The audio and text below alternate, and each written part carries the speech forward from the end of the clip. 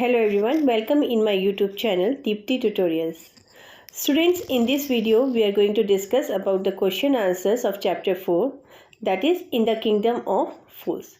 So without wasting the time, let's start the questions answers.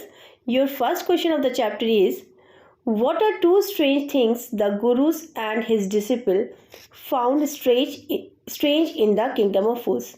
आपको का पहला question क्या है कि आपको वो दो चीज़ें बतानी है जो गुरु और उसके जो शिष्य था उनको उस जो किंगडम था उसमें अजीब लगा था। उस राज्य में ऐसी कौन सी दो चीज़ें थी जो उनको बहुत अजीब लगी थी, किसमें? In the kingdom of fools में। तो your answer is the guru and the disciple found that in kingdom of fools people use to work in night and sleep at days. Everything was cheap and only costed 1 rupees.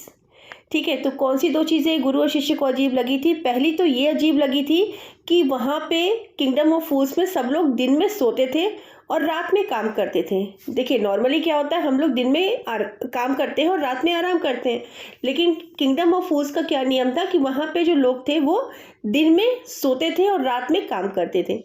पहली अजीब और strange thing ये हुई।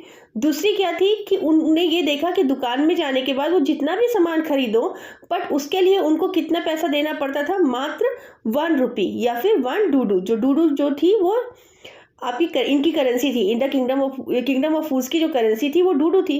तो उन्होंने देखा कि जितना भी जो भी सामान आप ले लो, लेकिन आपको पैसे कितने देने पड़ते थे? ओनली 1 डूडू या only 1 rupees. So these are the two things which they find strange in the kingdom of fools. Okay, come to the second question. Second question is, why does the disciple decide to stay in the kingdom of fools? Is it a good idea? जो शिष्य था उसने क्यों decide किया, उसने क्यों तय किया कि वो इस किंगडम ऑफ फूल्स में ही रहेगा, वो अपने गुरु के साथ वापस नहीं जाएगा? उसने ऐसा क्यों डिसाइड किया और क्या उसका ये डिसीजन सही था? ठीक है, this is the question. Let's come to the answer. Your answer is, everything was cheap in the kingdom of fools. The disciple had a peculiar of diet. He was tempted by the cheap foods. ठीक है, he decided to stay in the kingdom. It was not a good decision as one could be in danger any time because of unpredictable behaviors of fools. ठीक है, तो सबसे पहले ये देख लेते कि शिष्य ने डिसाइड किया क्यों किया ऐसा. तो शिष्य ने इसलिए डिसाइड किया क्योंकि उसको क्या थी, वो खाने का बहुत शौकीन था. ठीक है, जब वो किंगडम ऑफ फूल्स में आए तो उसने क्या देखा कि चाहे आप कितना भी खाना खाओ लेकिन पैसा आपको बहुत कम देना पड़ता है. तो ये चीज़ उसको इतनी अच्छी लगी कि भाई इसके, क्योंकि उन लोगों के पास पैसे कम रहते थे तो उतना ज़्यादा भरपेट या मन भर के खाना नहीं खा पाता था. लेकिन किंगडम ऑफ फूल में उसने देखा, जब वो आया तो उसने भरपेट खाना खाया और बल्कि ज़्यादा ही खाया और फिर पैसा उसको बहुत कम देना पड़ा. तो वो काफ़ी सस्ता राज्य था, तो इसलिए जो डिसिपल था उसने डिसाइड किया कि वो किंगडम ऑफ फूल में ही रहेगा. बट क्या उसका डिसीजन सही था? नहीं, उसका डिसीजन सही नहीं था, क्योंकि जो मूर्ख होते हैं, जो लोग मूर्ख होते हैं, वो आपको कब किस बड़ी मुसीबत में फंसा देंगे आप कुछ नहीं कह सकते. आपके सामने इतनी अजीबोगरीब सी स्थिति आ जाएगी कि आप उसमें इतना बुरा फंस जाओगे कि आप उसमें से निकल नहीं पाओगे. तो इसीलिए ये डिसीजन जो उसने लिया था कि वो इस किंगडम ऑफ फूल्स में रहेगा, it is not the right decision. Okay, you get the answer. Now come to the third question. Third question of the chapter is, name all the people who are tried in the king's court and give the reason of their trial. आपको बताना है कि राजा के दरबार में किन किन लोगों को बुलाया गया था, किन किन लोगों को समन किया गया था, और उनको जो समन बुलाया गया था राजा या समन किया गया था राजा के दरबार में, वो क्यों किया गया था. What's the reason behind it. So let's look the answer. First of all किसको बुलाया गया था? ओनर ऑफ हाउस, मीन्स वो जो मर्चेंट था जिसके घर की दीवार गिरी थी तो चोर मर गया था, सबसे पहले तो उसको बुलाया गया था. First owner of the house, that is merchant. Second the dancing girl.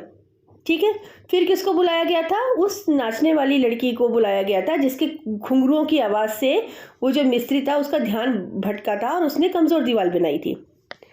Third one is bricklayer, वो मिस्त्री. गोल्ड स्मिथ, लास्ट में किसको बुलाया गया? गोल्डस्मिथ, जो सुनार था। These are the peoples who were tried in a king's court. ठीक है, इन चारों लोगों को किंग ने अपने कोर्ट में समन किया था, बुलाया था। And now let's know the reason why they are summoned. The thief died when the wall of merchant house collapsed. The merchant was tried for building a weak wall.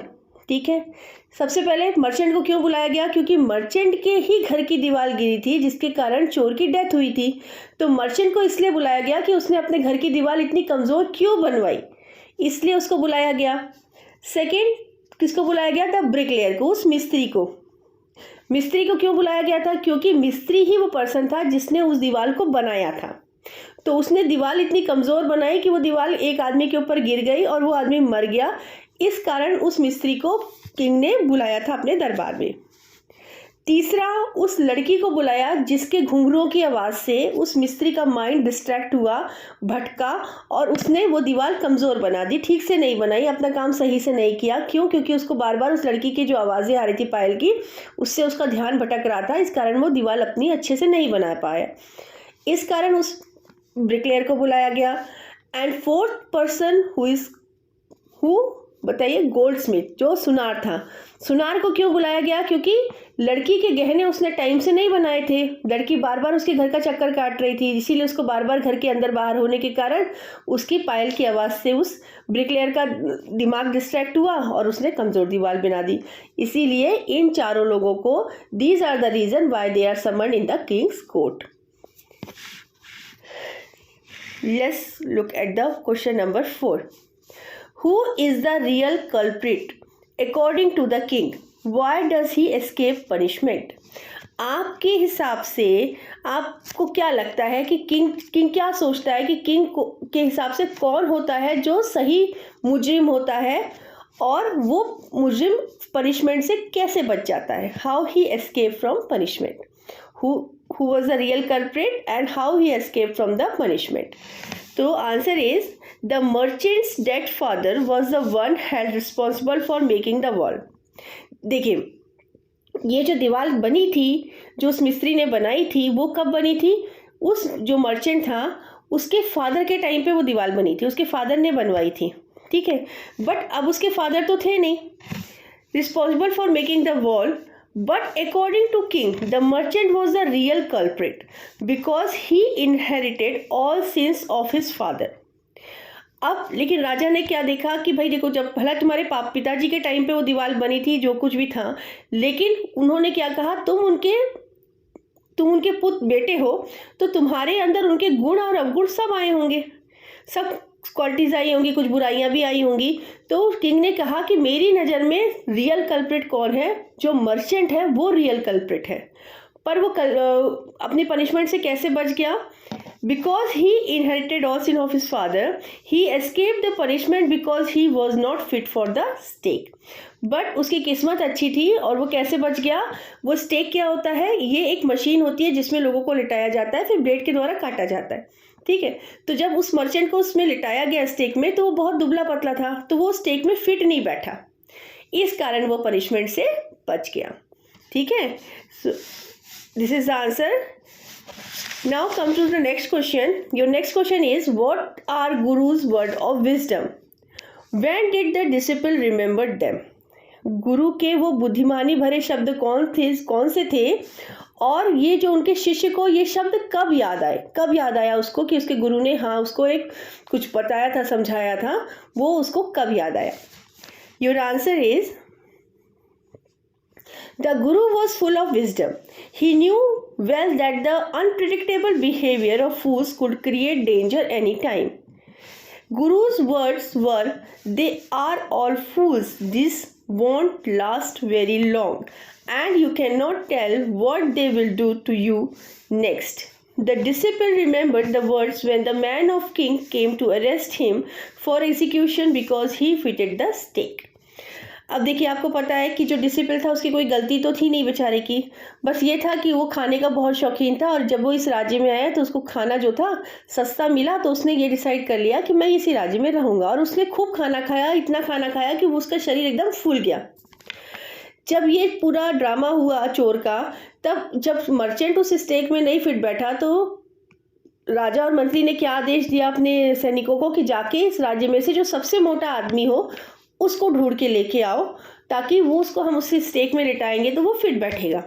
ठीक है, जबकि उस शिष्य की कोई गलती नहीं थी, और जो गुरु था वो ये समझ चुके थे पहले ही जब राज्य में आए थे कि ये मूर्खों का राज्य है, और मूर्खों के जो बिहेवियर को या उनकी आदतों को जानते थे कि वो तुमको कभी भी किसी भी मुसीबत में फंसा सकते हैं।